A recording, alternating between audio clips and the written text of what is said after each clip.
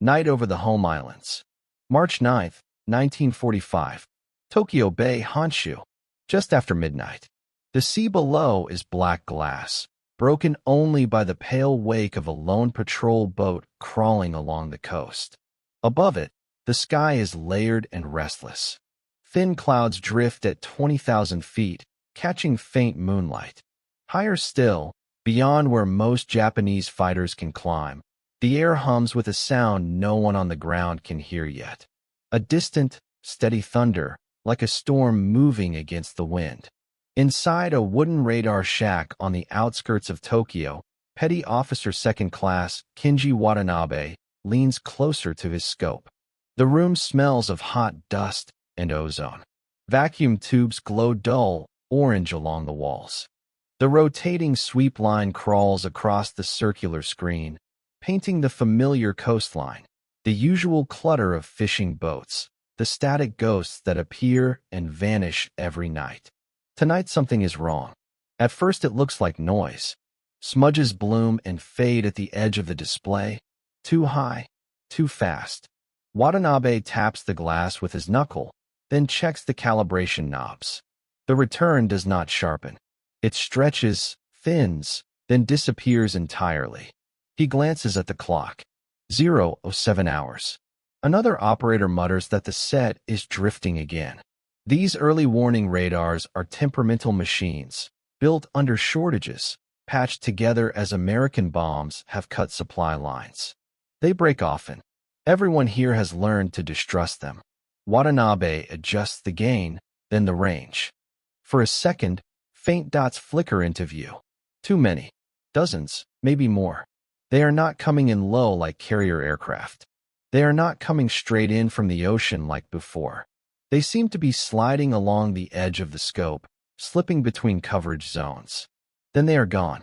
Far above, at over 30,000 feet, Colonel Curtis LeMay sits hunched forward in the cockpit of his B-29 Superfortress, the aircraft shuddering slightly as it pushes through a cold layer of air. The altimeter needle has been creeping down all night. This is intentional. The plan tonight is different. Around him, the formation is loose, stretched miles apart. No tight combat boxes. No glittering mass for Japanese radar to track easily. Each bomber flies its own path, its own altitude, approaching from directions Japanese defenders do not expect. In the bomb bay below, clusters of M69 incendiaries hang in neat rows, their casings painted dull olive. They are light, thousands of them, designed not to blast, but to burn. LeMay knows Japanese radar operators are trained to look for big, high-altitude formations. He knows their fighters struggle above 25,000 feet, their engines gasping, their pilots half-blind in the cold. Tonight, the Superfortresses will come in lower, faster, from scattered vectors. The radar screens will lie to them. Back on the ground, Watanabe rubs his eyes. The returns come back again, briefly, then smear into nothing. He reports intermittent contacts to his supervisor, who frowns and shakes his head. No confirmation from other stations. The air defense network relies on triangulation, on multiple radars agreeing on what they see. Tonight they do not agree. Telephone lines crackle with confusion. One station reports nothing at all. Another claims a single contact far out to sea. Fighter units remain on standby, engines cold, pilots asleep on cots beside their aircraft. In Tokyo itself, the city breathes quietly. Wooden houses press close together in endless blocks. Paper screens glow faintly with lamplight. Factories rest between shifts. Somewhere, a mother adjusts a blanket over her child.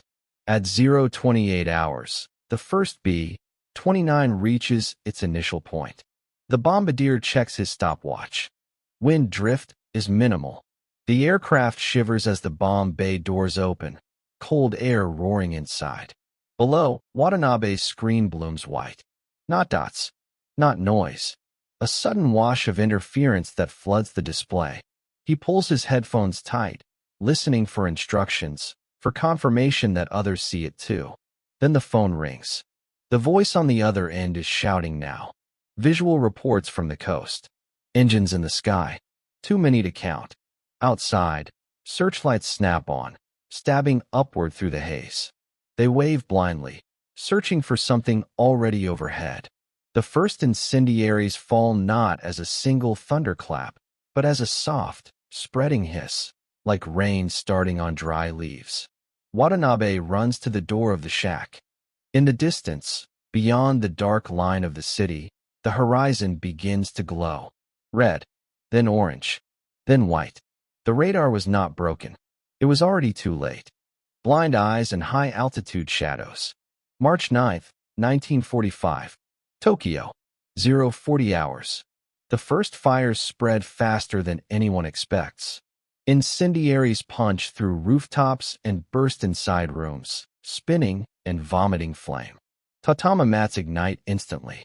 Paper walls curl and vanish. Within minutes, individual fires merge into lines, then into walls. The air itself begins to move, drawn toward heat that is climbing and feeding on the city.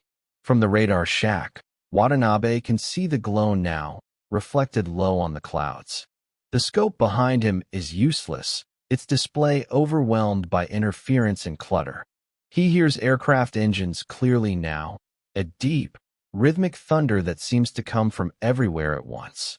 Fighter Command finally issues scramble orders, but they are late and confused.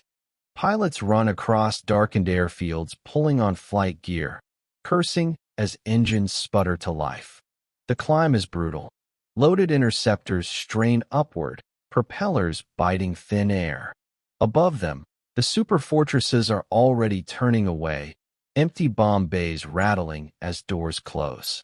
In the cockpit of another B-29, Captain Thomas Reed checks his gauges and looks down. The city below is no longer a pattern of streets. It is a living thing made of fire. Columns of smoke twist upward, punching through cloud layers. The heat reaches his aircraft even at altitude, slapping the fuselage in turbulent waves. Japanese anti-aircraft guns open fire in scattered bursts. Shells bloom far below the bombers, black puffs that look almost harmless from this height. The gunners have no clear radar tracking, no steady solutions. They fire where they think the bombers should be, not where they are. Inside a concrete command bunker outside the city, officers shout into telephones that no longer work reliably. Power flickers. Reports contradict each other. Some radar stations insist the main force already passed. Others claim more contacts inbound. The system depends on clarity and coordination, and tonight it has neither. This confusion did not begin tonight. For months, Japanese radar operators have been fighting physics, geography, and design limits. Early warning sets were sparse, many damaged by previous raids or starved of spare parts. Coverage gaps existed over mountains and coastlines. American planners studied these gaps carefully. Routes were adjusted, altitudes varied, timing staggered. The B-29s exploit every weakness. Watanabe returns to his scope, even though he knows it tells him nothing useful now.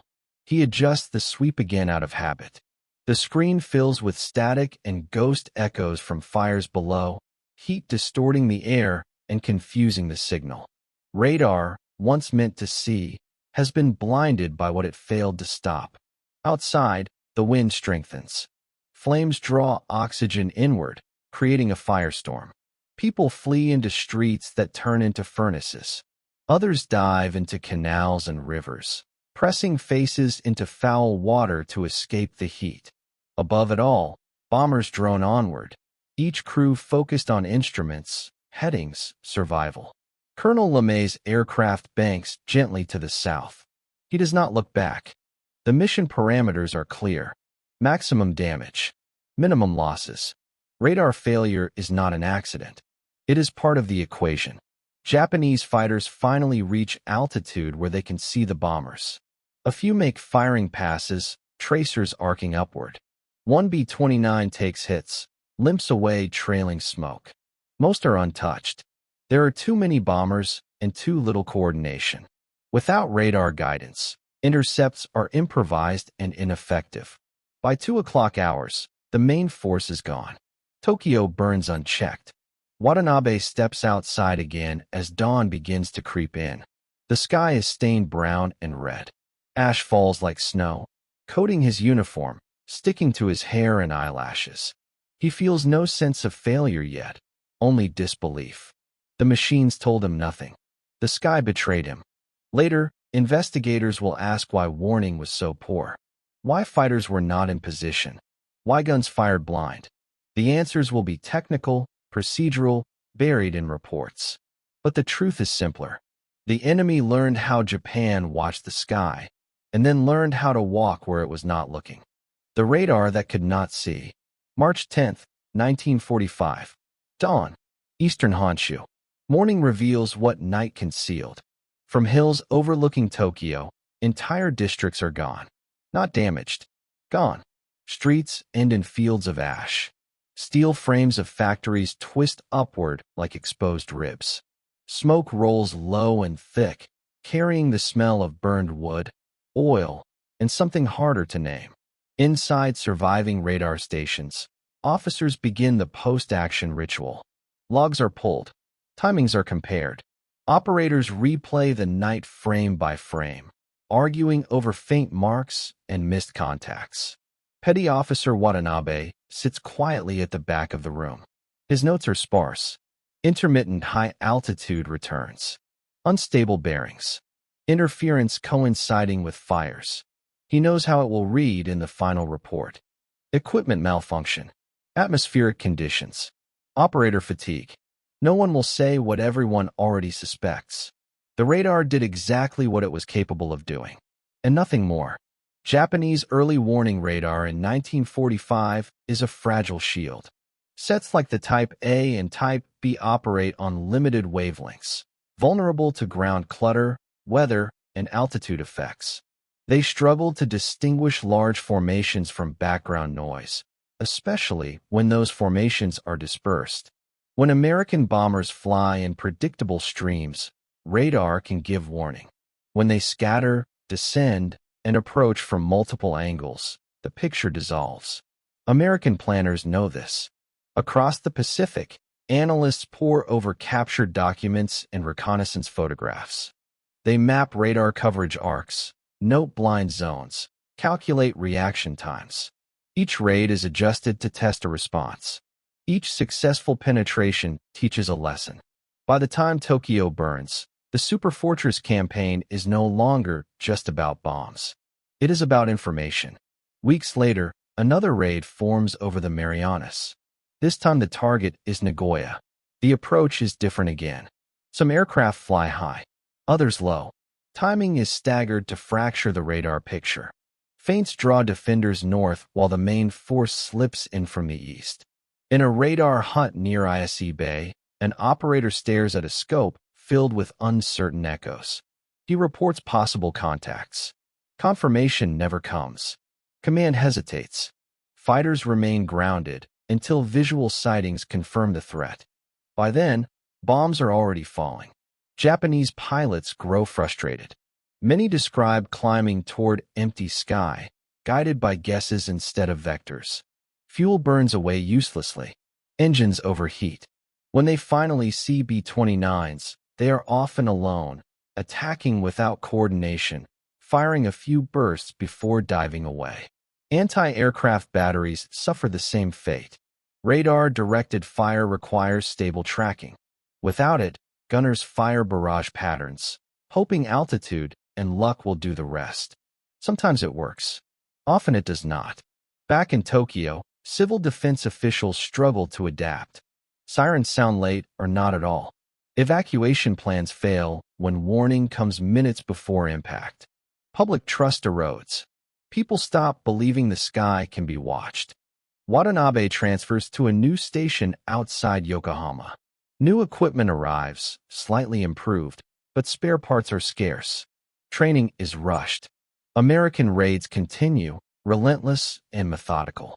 One night in April, his scope again shows strange behavior. Multiple faint returns, then nothing. He does not bother tapping the glass this time.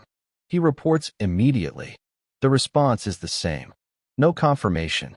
Wait for visual. The bombers arrive on schedule. By summer, Japanese commanders accept a grim reality. Radar can no longer provide reliable early warning. Fighters are repositioned for point defense. Guns are left to fire visually. The sky belongs to the enemy. The radar operators still report for duty.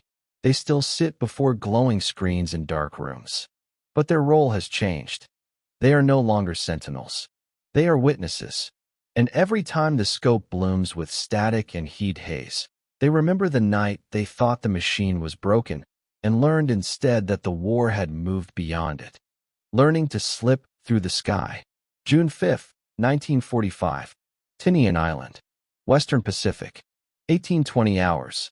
The sun sinks low over the coral runway, turning rows of parked B-29s into long black silhouettes.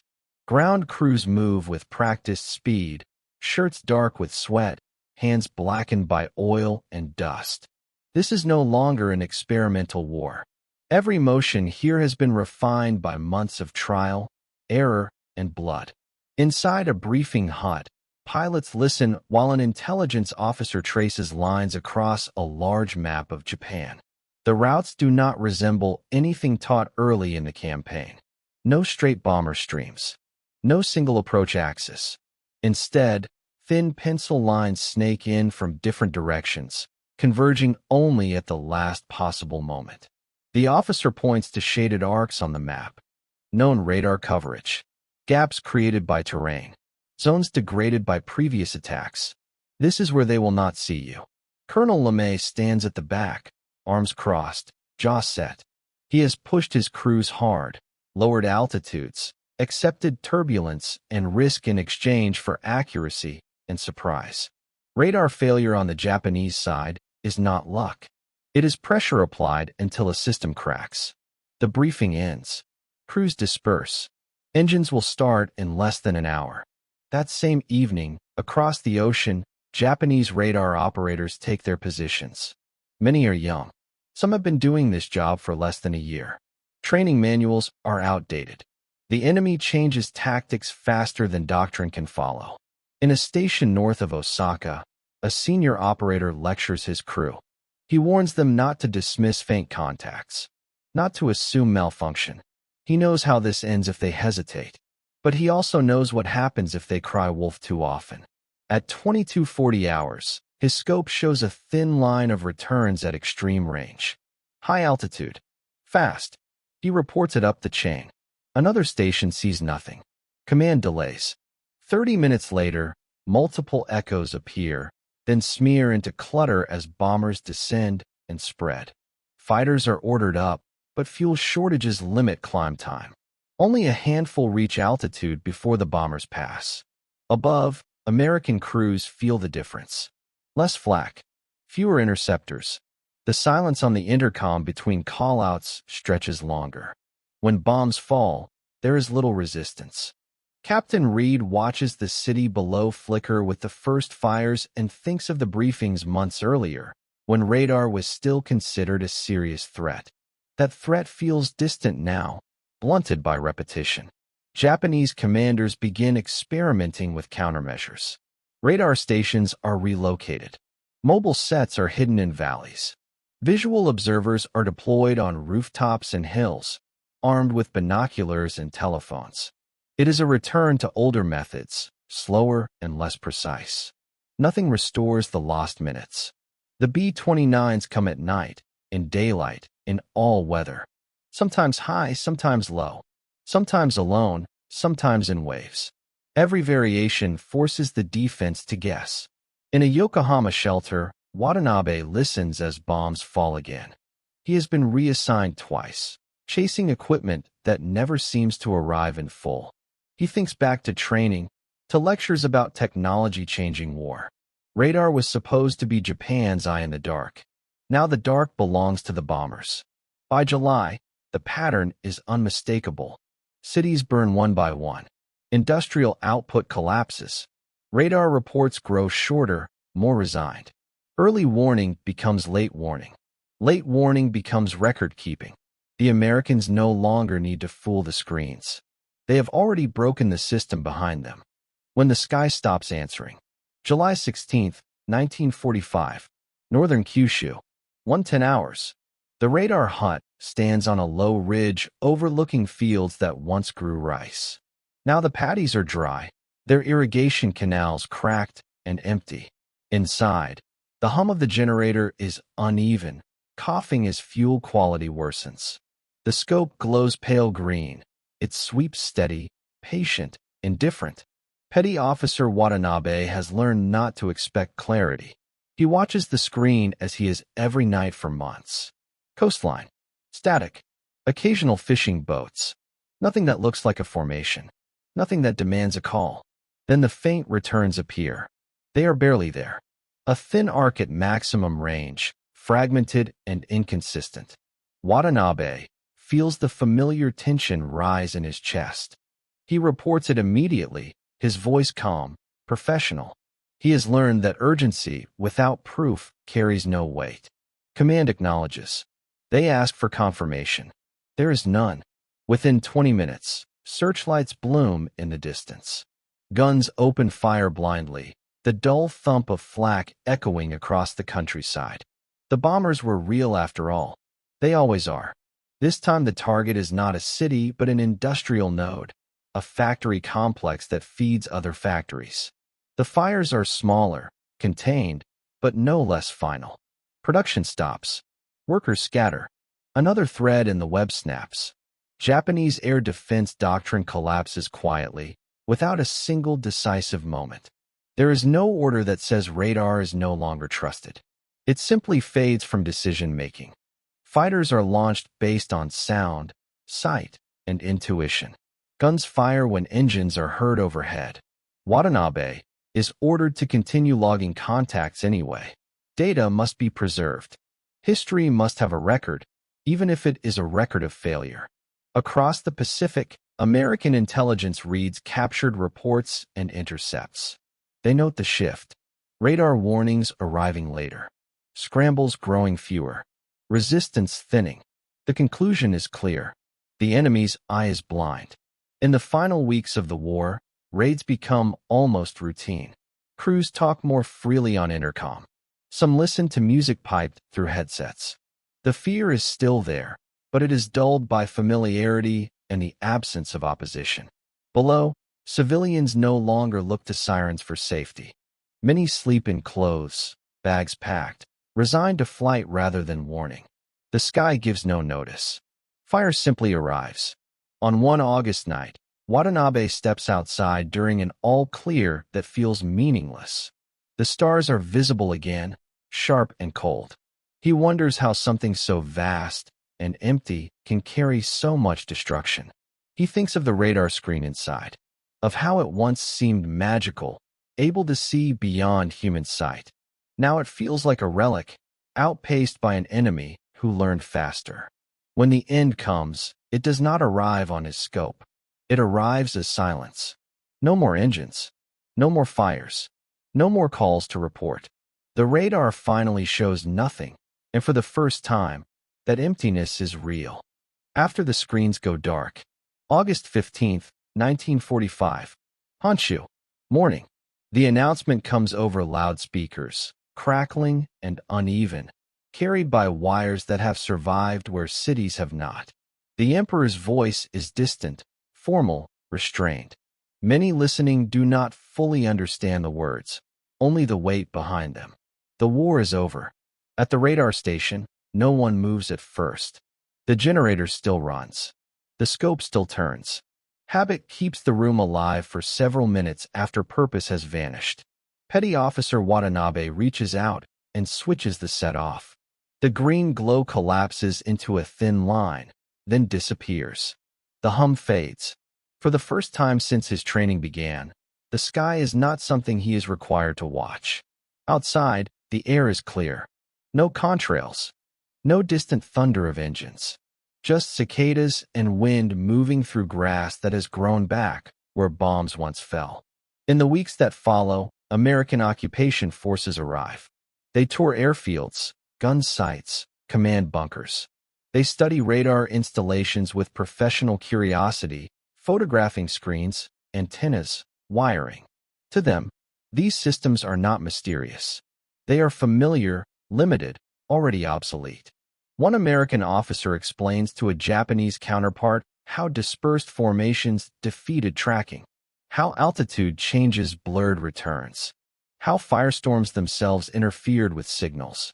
He speaks clinically, without malice. Watanabe listens from the edge of the room. Nothing he hears is surprising.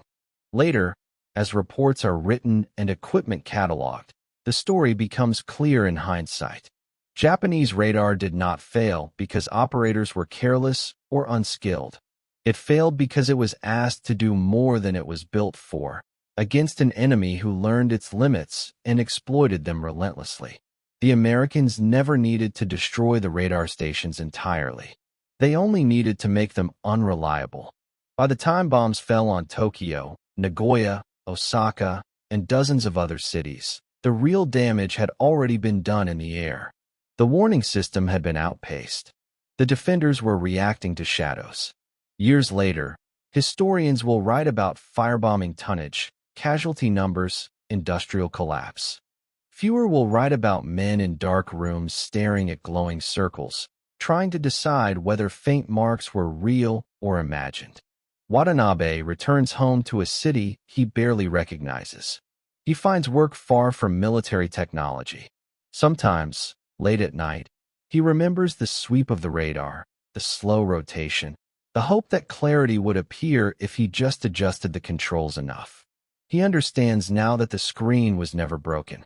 The war had simply moved beyond it.